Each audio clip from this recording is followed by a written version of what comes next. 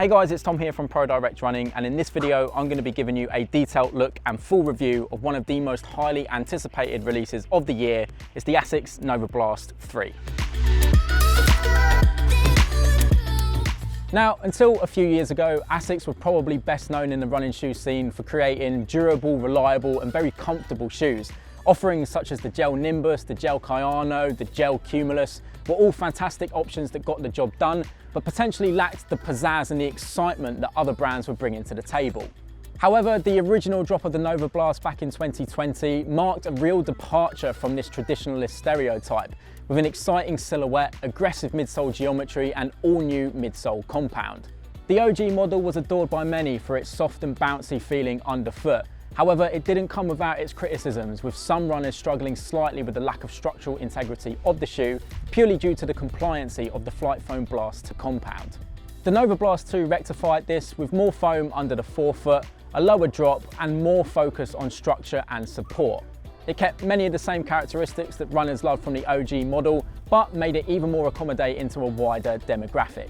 The NOVABLAST 3 is another fairly dramatic overhaul, and in my opinion is an almost flawless blueprint for other brands on how to execute a perfect update. Getting into some key stats, and potentially one of my favourite features about the NOVABLAST 3 is the significant drop in weight. My UK 8.5 comes in at about 253 grams on the scales, which for a versatile daily trainer such as this is fairly phenomenal. What makes this drop in weight even more impressive is the fact that we've also got an increase in stack height. We've now got a 31mm stack in the heel and 23mm in the forefoot for an 8mm drop. Interesting to note here that ASICS take their stack height measurements excluding the sock liner, unlike other brands, so this stack height here actually feels a little bit higher when it's underfoot. The other key thing to mention with the midsole of the NOVABLAST 3 is the implementation of ASICS' brand new Flight Foam Blast Plus midsole foam. The original Flight Foam Blast was already a very light, bouncy and comfortable foam, as I mentioned earlier, but Flight Foam Blast Plus is essentially a lighter and more responsive version of this. Bringing our attention to the upper, generally speaking we have got a slightly less upper on the NOVABLAST 3 in comparison to the NOVABLAST 2, but I've still found that I got ample lockdown around the midfoot and heel area, and this slightly lighter knit does seem to improve overall breathability as well. The tongue on the NOVABLAST 3 is now significantly thinner than it was on the outgoing model, has this kind of wing type structure to it and is fully gusseted. All this means that it lays beautifully on top of the foot and further contributes to that drop in weight. So far we've discussed many ways in which the NOVABLAST 3 has shed layers. However, when we flip the shoe over and take a look at the outsole, although visually it looks almost identical to the outgoing model and the configuration is the same, we do actually have an increased thickness of the rubber coverage here. I know personally loads of people who have got hundreds of miles out of both the OG NOVABLAST and the NOVABLAST 2, so to think that with this increased rubber thickness you could now get even more lovely miles out of this shoe is a great thing. With all the tech out of the way, let's dive into obviously the most important thing about any running shoe, the performance.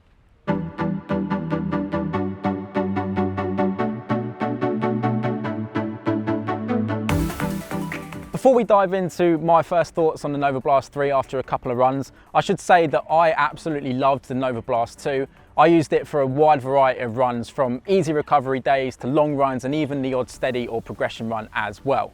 When I first received the NOVABLAST 3, I was so excited to get them out into the wild that I took them fresh out of the box for a 15-mile long run at about 6:25 per mile pace. For context's sake, I'd had a really hard session on the Saturday the day before, so I was expecting this run to be a bit of a slog. But to my surprise, from the very first step in the NOVABLAST 3, I found it to be very responsive, lightweight and incredibly comfortable to run in despite the fatigue in my legs. Now, although I wouldn't necessarily recommend taking a brand new fresh pair of shoes out of the box for your long run, I can personally say that I had absolutely no issues with the NOVABLAST 3 at all. From the lockdown in the heel to the fit over the top of the foot to the feeling underfoot, I am really struggling to find a bad word to say about this shoe after my first run. As I mentioned earlier, I got on incredibly well with the previous version of this shoe, but if I had to be hypercritical, I would say that the upper was slightly baggy for me, and my foot did move around a little bit inside the shoe when running on canal towpaths and anything that wasn't perfectly flat pavement or road.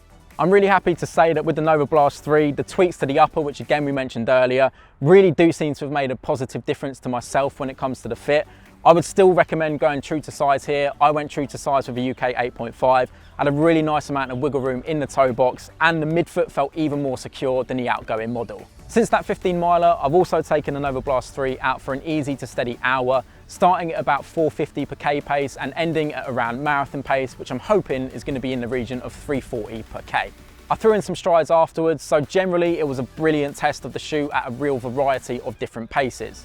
This run only further amplified my thoughts that this is a fantastically versatile shoe. It felt great clipping along at those easy recovery paces, but there's a definite pep in the step when you get up on that forefoot and engage the Flightphone Blast Plus midsole. Over the last few months, I've been lucky enough to try out a variety of shoes in this similar category, talking about the Hoka Mach 5, the Nike Pegasus Turbo Next Nature, amongst others. And to be honest, after those first couple of runs in the NOVABLAST 3, I would put it right at the top of the food chain when it comes to that versatile daily trainer category. Normally, with every running shoe, no matter how much I personally like it, I can always critique a few things or find some tweaks that I would like to see included in future iterations. But with the NOVABLAST 3, I'm really struggling to think of anything that I don't like about the shoe, and I'm unbelievably excited to log some more miles in it in the not too distant future. So that's going to do it for today's video, and as you can probably tell by how much I'm gushing over the NOVABLAST 3, I absolutely love this shoe and would recommend it to anybody who's in the market for a do-it-all versatile daily trainer. Let me know what you think of the updates to the NOVABLAST 3 in the comments down below. Drop us a like and subscribe to the channel for more running content coming soon, and you can get your hands on a pair right now at prodirectrunning.com.